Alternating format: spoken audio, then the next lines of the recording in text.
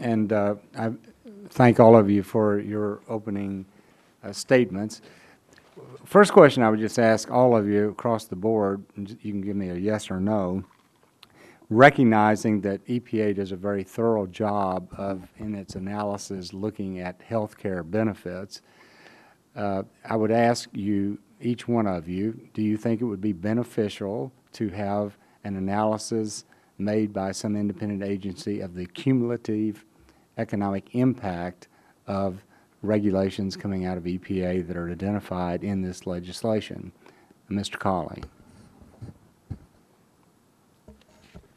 Chairman Whitfield, I do believe the electric power industry would benefit from comprehensive review. One of the challenges of maintaining a long-term reliable bulk power supply is having some amount of certainty to commit resources. It takes sometimes 4, 6, 8 years to site and build generation. Would you believe it would be of benefit then? Yes. Okay, Mr. Schaefer. I can't object to the concept.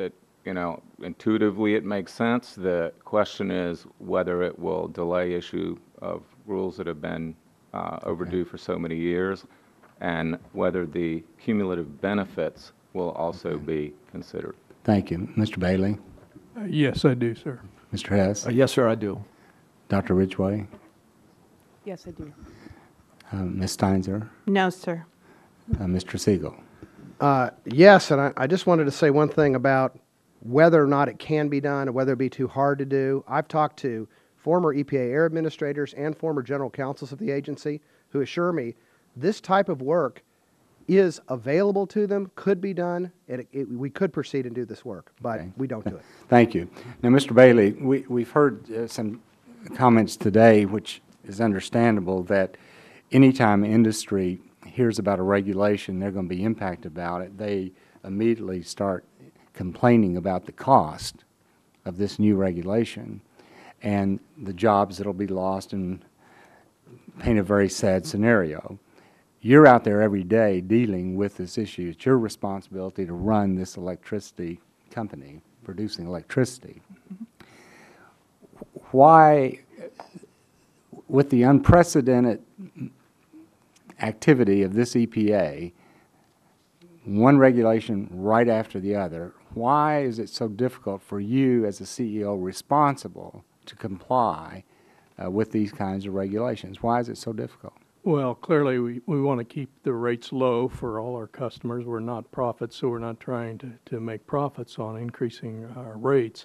But we are rate regulated in Kentucky. Cooperatives are. We're regulated by the Public Service Commission, and rates are not adjusted until after you make the investment.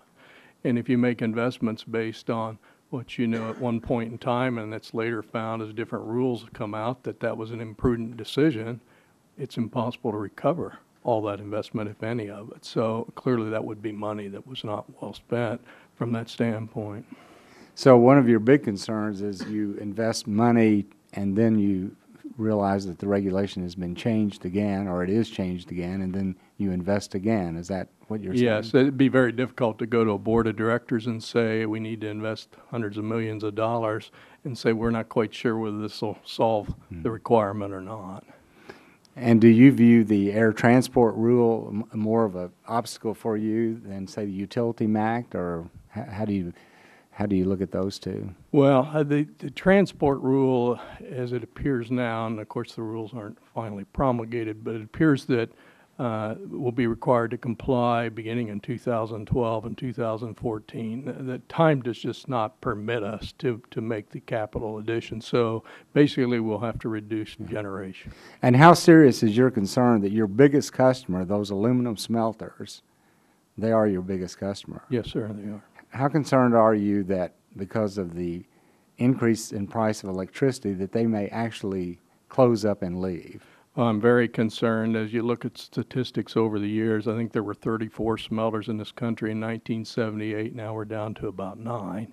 And our customers are telling us all the time they're worried about rate increases. So if you look at the magnitudes of 40%, you look at the world prices that smelters pay, Ours are in the top 20% right now. You know, one of the things that concerns me is that I think this administration is overselling green energy.